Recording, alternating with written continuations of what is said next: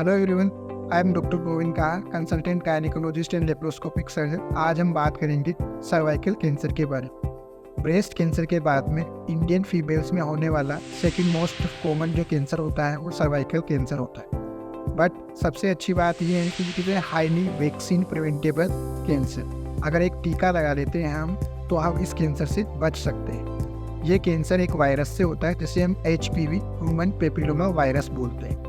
ये virus infection होने के बहुत सारे रिस्क फैक्टर होते हैं। उनमें सबसे पहला रिस्क फैक्टर जो होता है वो है पुअर जेनिटल हाइजीन। आपके प्राइवेट पार्ट्स की अगर आप सफाई नहीं रखेंगे तो ये कैंसर हो सकता है। दूसरा, सेक्सुअल बिहेवियर। आप इंटरकोर्स करते हैं या अनप्रोटेक्टेड इंटरकोर्स करते हैं तो आपका रिस्क फैक्टर बढ़ जाता है। अगर आपके मल्टीपल सेक्सुअल पार्टनर है तो आपका रिस्क बढ़ जाता है। अगर आपकी शादी जल्दी हुई है यानी कि बाल विवाह हुआ है तो आपका रिस्क फैक्टर बढ़ जाता है।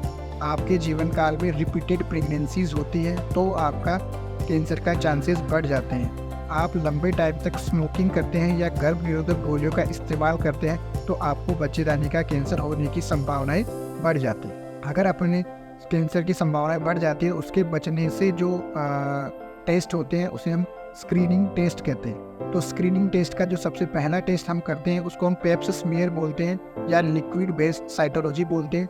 दूसरा टेस्ट जो होता है उसे हम HPV टेस्टिंग बोलते हैं या एक टेस्ट बोर्ड पहले से यूज़ कर रहे हैं उसको हम वाया बोलते हैं। बट मोस्ट कॉमनली हमें पेप स्मीयर या HPV टेस्टिंग से ही बच्चेदानी के कैंसर के बारे में जानकारी मिल जाती है।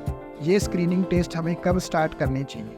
जब आप 25 साल की उम्र के हो जाते हैं तो आपको पेप स्मीयर स्टार्ट कर देना चाहिए, या आपकी उम्र 30 साल है तो आपको HPV टेस्टिंग स्टार्ट कर देनी चाहिए। 25 से लेकर 65 मीन 25 टू 65 ईयर्स की जो फीमेल्स होती हैं उनको ये मैंडेटरी टेस्ट है, उनको करवाना ही करवाना चाहिए। इसकी फ्रीक्वेंसी कितनी होनी चाहिए? अगर आप पेप स्मीयर करवा रहे हो तो हर 3 साल में आपको इसको रिपीट करना होता है, या अगर आप HPV टेस्टिंग से स्क्रीनिंग करवा रहे हैं तो हर 5 साल में इसको रिपीट करना होता है। हमें कब स्क्रीनिंग रोक देनी चाहिए? जब आपकी उम्र 65 ईयर्स हो जाती है और 15 साल तक आपके टेस्ट नेगेटिव आ रहे हैं तो हम ये स्क्रीनिंग मेथड रोक देते हैं। अगर इन सब रिस्क फैक्टर है तो हम वैक्सीन लगाने से हमारी जो संभावनाएं होती है सर्वाइकल कैंसर की वो बहुत कम हो जाती है। वो वैक्सीन क्या है? पहला वैक्सीन जो होता है उसको हम सर्वेरिक्स बोलते हैं और दूसरा वैक्सीन जो होता है गार्डासिल होता है। मोस्ट कॉमनली अभी जो वैक्सीन यूज़ कर रहे हैं वो गार्डासिल है और ये 9 साल से लेकर 14 साल की जो बच्चियां होती है, फीमेल चाइल्ड होता है, उनमें लगाया जाता है। बट इस वैक्सीन को 9 साल से लेकर 45 ईयर तक किसी भी फीमेल को दिया जा सकता है। इसकी कितनी डोज लगती है? इसकी 2 डोज लगती है अगर आपकी उम्र 15 साल से कम है। अगर आपकी उम्र 15 से 45 के बीच में है तो इसकी 3 डोज लगती है। इसका स्केड्यूल क्या होता है 2 डोज का?